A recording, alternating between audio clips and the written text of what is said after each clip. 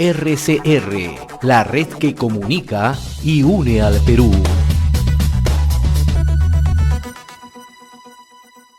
Nos trasladamos hasta Arequipa. Allí se encuentra Fernando Calmelensola, presidente de la Asociación de Emprendedores de Perú, y le agradecemos, como siempre, la amabilidad que tiene con RCR, Red de Comunicación Regional. Fernando, qué gusto saludarte, muy amable.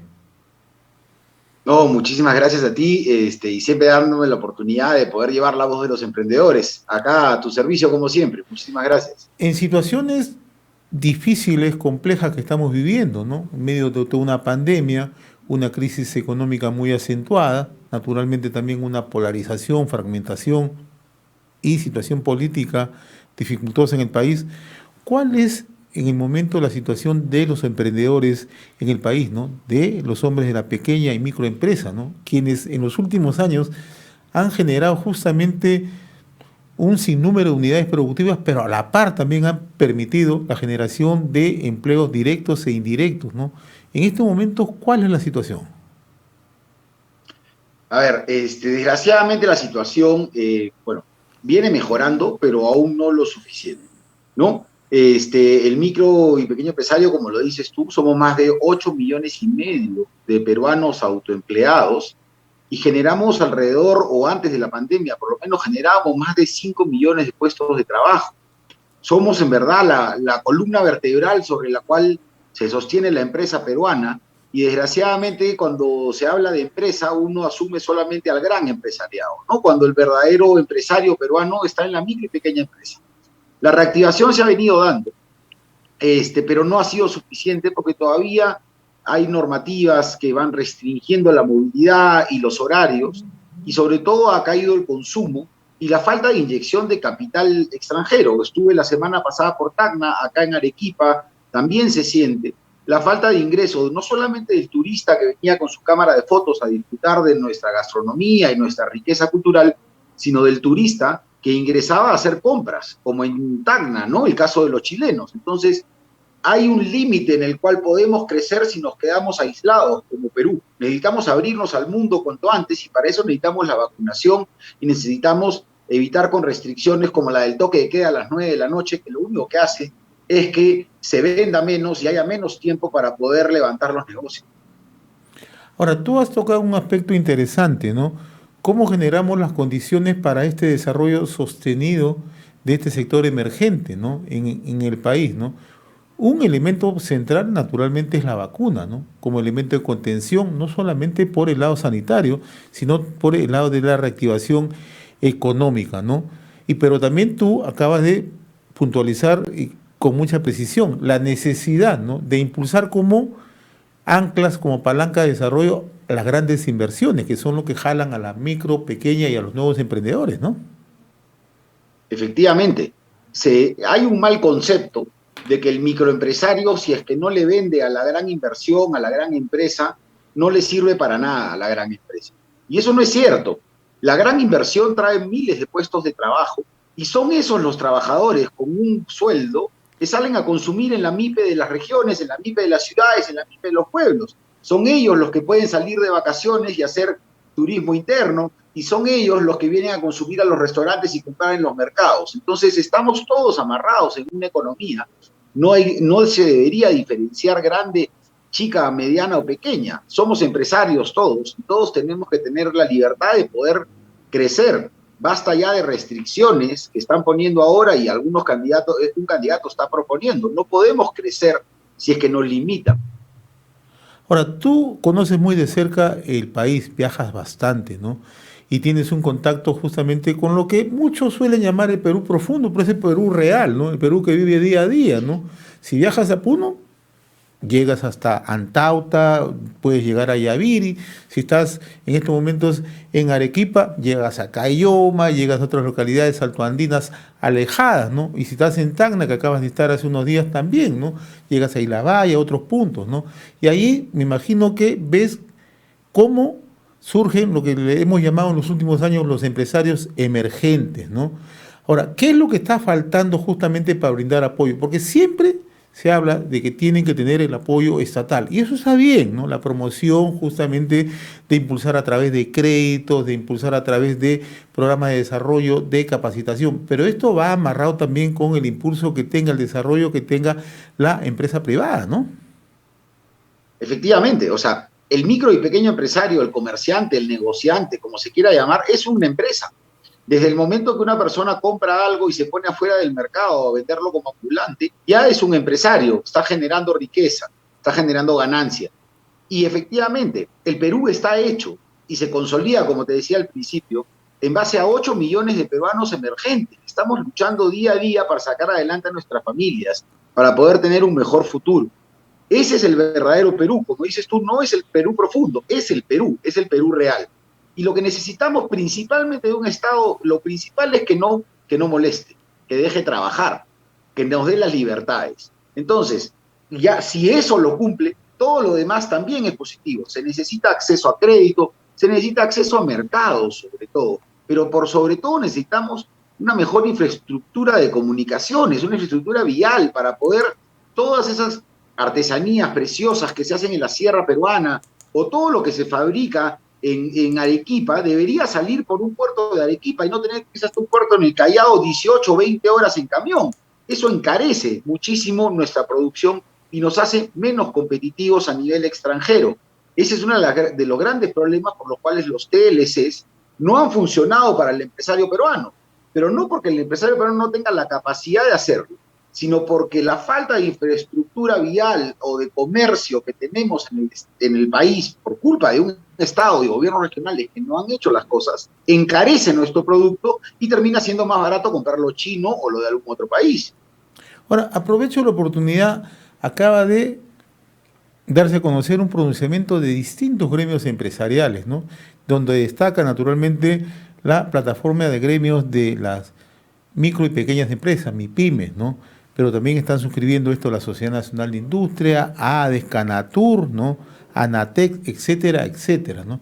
Y una de las grandes preocupaciones, y que tú tocabas hace unos instantes, cuando nuevamente salen a flote algún conjunto de propuestas que, lejos de incentivar, lejos de proponer cambios hacia adelante, lo único que generan una mayor concentración del Estado e impiden el desarrollo de unidades productivas del sector privado, ¿no? O sea, ¿cuáles son los riesgos que podríamos tener justamente si caemos en un sobreestatismo y no generamos justamente echar a andar esa creatividad, ese emprendedurismo que tienen los peruanos? Bueno, la desaparición del empresariado peruano, ¿no? Y nuevamente hago hincapié. Grandes empresas que conforman ADEX y todos los gremios Sociedad Nacional de Industrias son solamente alrededor de 50.000 empresas. Los micro y pequeños empresarios, se calcula que hay más de 4 millones de empresas, pero además, como te decía, somos más de 8 millones y medio de personas autoempleadas, que no nos considera el Estado como empresas, no sé por qué. Pero entonces, el gran problema ahora ha sido pensar que el empresariado peruano, los MIPES, somos igual que los grandazos. Y las leyes se hacen, ya sea en contra de la gran empresa, o muchas veces también hay que decirlo, en favor de la gran empresa porque ponen barreras, o sea, inconscientemente lo digo, ¿no? Porque ponen barreras que para el MIPE son imposibles de cumplir. O sea, para formalizarte, cuando eres micro y pequeño empresario, es carísimo. Y las multas y las cosas que pone el Estado, cuanto más grande es, más capacidad de corrupción y más difícil y más caro para el MIPE poder ser formal. Lo que se busca ahora es una simplificación estatal.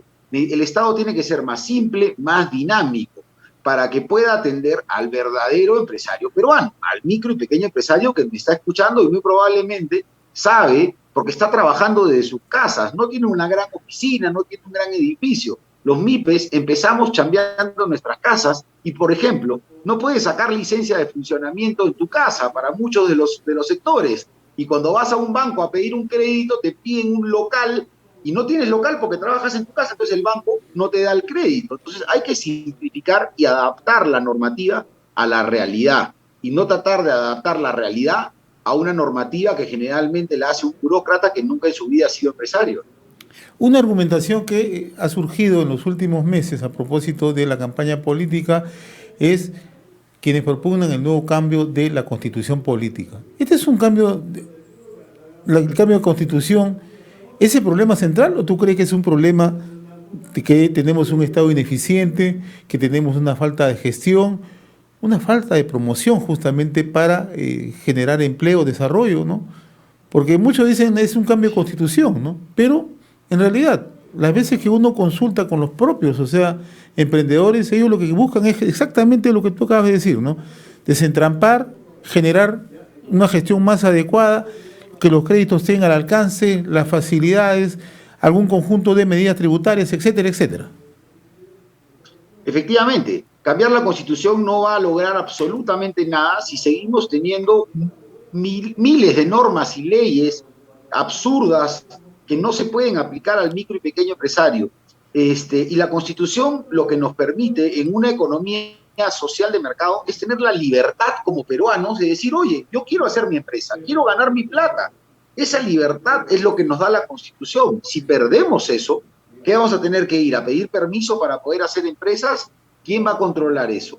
¿No? Eso pasaba en la Constitución del 79, que no permitía que la inversión privada, ojo, repito, la inversión privada es cuando cualquiera de nosotros empresarios gastamos plata para hacer nuestro negocio, estamos invirtiendo, somos privados. No lo permitía la Constitución del 79. El error y lo que sucede es que dentro de la economía social del mercado tienes la parte económica que la hacemos los empresarios, la parte del mercado que la debería abrir los empresarios en conjunto con el Estado, y la parte social que es responsabilidad principalmente del Estado, y son ellos los que no han cumplido.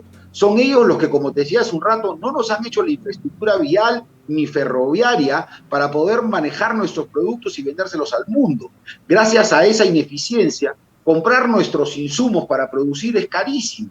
La cantidad de normas y leyes que hacen evitan que paguemos impuestos, y además los pocos impuestos que pagamos, el Estado no ha cumplido en darnos la parte más importante, que es educación y salud. Y lo acabamos de ver ahora en la pandemia, el desastre que ha sido. Entonces no se trata de cambiar el modelo, se trata de cambiar la pieza que no funciona. Y la pieza que no funciona ahí es un Estado que no ha hecho las cosas bien, y hay que decirlo también, algunos empleados de grandes empresas, porque no son empresarios ellos, que se han coludido con malos funcionarios y han hecho clubes de construcción y cosas de corrupción. Ellos no son empresarios, son los empleados de las empresas, porque aquel que es micro y pequeño empresario, nace desde abajo, por más grande que sea su empresa, sabe lo que es sudarla y sabe lo importante que es competir con los demás para poder salir adelante todo. Me gustaría que reflexiones en voz alta, porque te están escuchando en varios puntos del país, sobre todo en zonas rurales, ¿no? Zonas altoandinas, ¿no? Y tú que siempre tratas con los empresarios emergentes, ¿no? ¿Cuál es justamente esa llave del éxito que se tiene que seguir adelante?